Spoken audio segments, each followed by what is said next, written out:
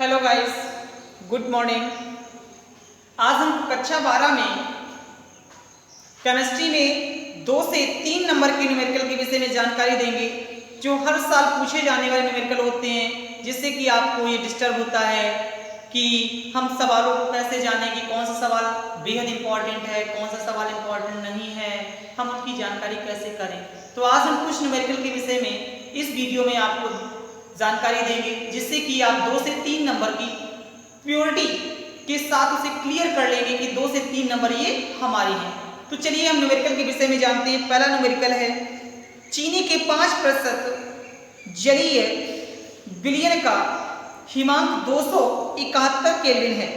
यदि शुद्ध जल का हिमांक 273.15 केल्विन है तो ग्लूकोज के 5% जलीय विलयन का हिमांक की गणना कीजिए। तो हमने लिख लेते हैं कि 5% चीनी का जलीय विलयन है, जिसका हिमांक दिया गया था 271 केल्विन। जल का हिमांक दे दिया गया था 273 केल्विन। तो दो टेम्परेचर हमारे पास आ गए, तो एक को हमने मान लिया T1, एक को मान लिया हमने T2। फिर निकालना है हमें 5% ग्लूकोज के हिमांक की गणना करनी है। तो हम कैसे निकालें? इसके लिए हमें निकालना है डेल्टा TF की गणना करनी है। तो आपने फार्मूला पढ़ा था, हिमांक के अनुमान से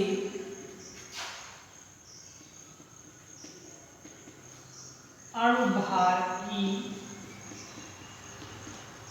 गणना। हिमांक के अनुमान से अणुभार की गणना का आपने फार्मूला क्या पढ़ा था? m बराबर 1000 गुणा kf इंटू स्मॉल w बटे delta TF into capital W। आपने ये फार्मूला पढ़ा था। अब आपके पास ये देख लेते हैं कि इसमें कितने मान दे दिए गए हैं। तो 5% चीनी है, इसका मतलब स्मॉल w बराबर हमारे पास कितना मिल गया? 5 ग्राम। तो कैपिटल W कितना आ जाएगा? 100 माइनस 5 बराबर 95 ग्राम। दो मान तो आपके पास आ गए। अब हमारे पास Kf की वैल्यू तो हमारे पास निकालनी है। सूत्र से Kf की वैल्यू निकाल करके इस सूत्र में रख देंगे, आगे इसमें रखेंगे तो हमारा Tf निकल आएगा।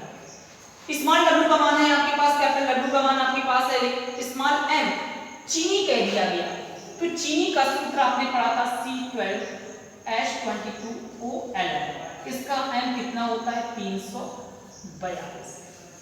तीसरा भी मान आपके पास आ गया। अब हम चलते हैं डेल्टा टीएफ। तो डेल्टा टीएफ के लिए हमें क्या करना होगा? दोनों को अंतर कर देना होगा। तो डेल्टा टीएफ बराबर कितना आ जाएगा? T2 माइनस T1 कितना आ जाएगा आपके पास? 273.15 माइनस 271 2.15 केल्विन। डेल्टा टीएफ का भी मान आपके पास निकल आया। अब हम चलते हैं, ये सारे मान सूत्र में रखते हैं। तो m का मान हमारे पास कितना है? 342। 1000 गुणा Kf की वैल्यू हमें निकालनी होगी। स्मॉल w का मान 5 दिया गया है। कैपिटल Tf, डेल्टा Tf का मान कितना है हमारे पास? 2.15 केल्विन इनटू कैपिटल W का मान कितना है हमारे पास? 95। तो हम Kf की वैल्यू निकाल लेते हैं। Kf बराबर कितना आ जाएगा हमारे पास? 342 गुणा 2.15 गुणा 95 अपॉन 1000 गुणा 5। Kf की वैल्यू आपने इधर से निकाली। अब इसके लिए चलते हैं, हमारे पास फार्मूला वही है, फार्मूला ये लिखा हुआ है, फिर से फार्मूला लिख देते हैं। m बराबर 1000 गुणा Kf इंटू स्मॉल w बटे delta TF into capital W।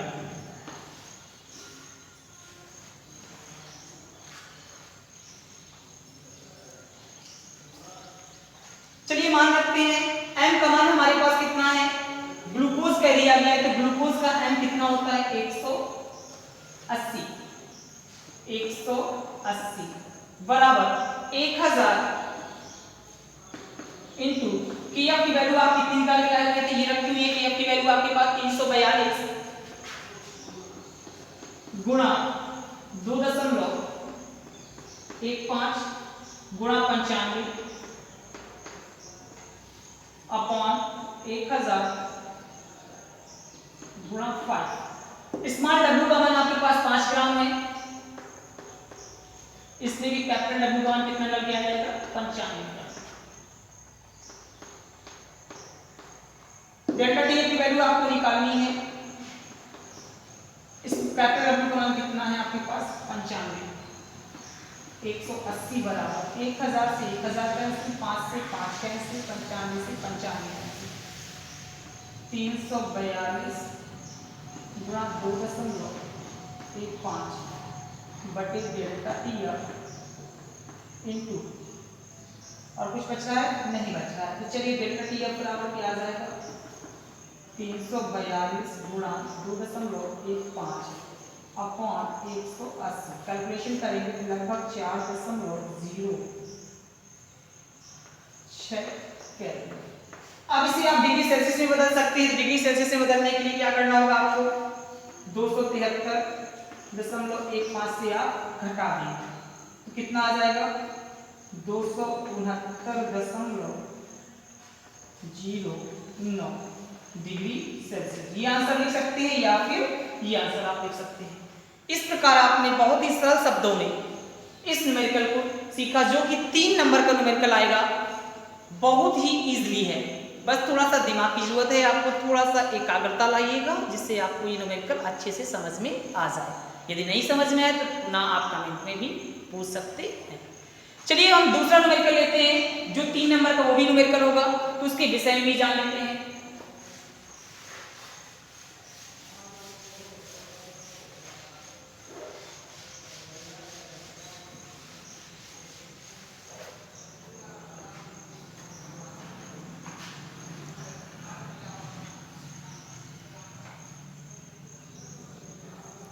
एक 114 ग्राम ऑक्टेन में किसी आवासशील विलेय मोलर द्रव्यमान दे दिया गया, उसका 40 ग्राम प्रति मोल है की मात्रा की कितनी मात्रा गोली जाए कि ऑक्टेन का वाष्प दाब घटकर मूल दाब का 80% रह जाता है।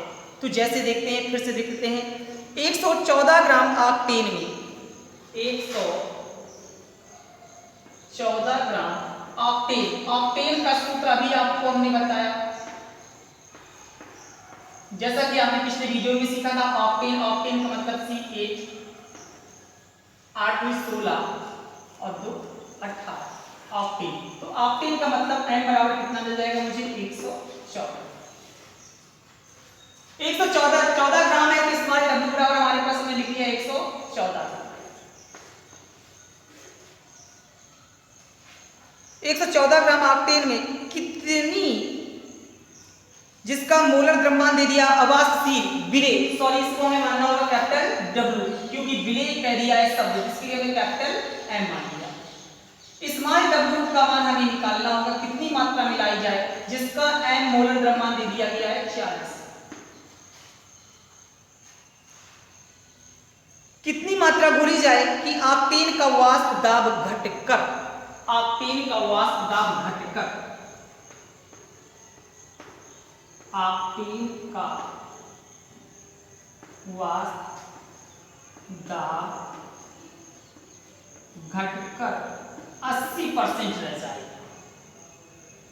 तो इस कैपिटल W का मान आपके पास है, स्मॉल W का मान हमें निकालना होगा, स्मॉल m की वैल्यू है आपके पास, कैपिटल M की वैल्यू आपके पास है। तो आपने राउंड का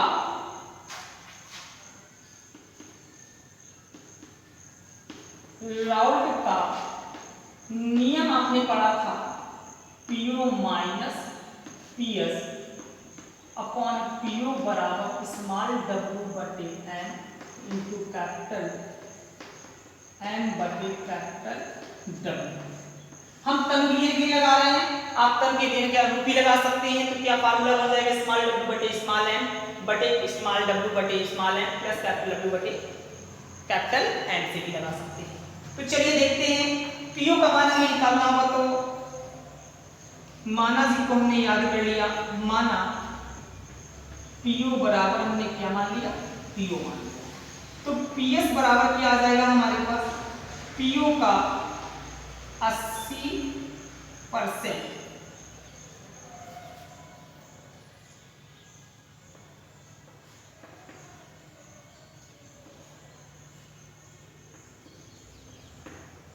तो पीएस बराबर हमारे पास कितना आ गया, 4PO/5। ये सभी मान हमें कहाँ रखना होगा, राउंड के नियम में रखना होगा। तो क्या मान दे दिया गया है आपके पास, पीओ का मान कितना था, पीओ है, पीएस का मान है 4PO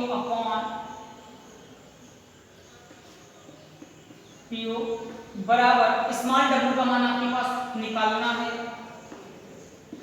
स्मॉल एम का मान आपके पास 40 है, कैपिटल एम का मान कितना है आपके पास 114, कैपिटल डब्ल्यू का मान भी 114, ये कैंसिल हो गया।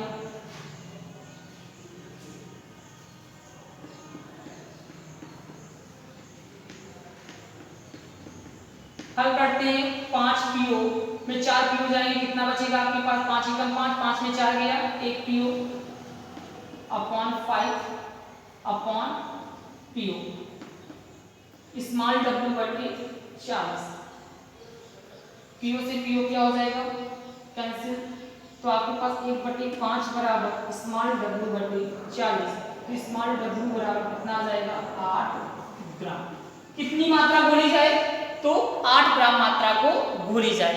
इस प्रकार आपने दो न्यूमेरिकल को इस वीडियो में सीखा। अब हम अगले वीडियो में भी इसी प्रकार इंपॉर्टेंट जो भी क्वेश्चन होंगे उनकी जानकारी में हम सीखेंगे।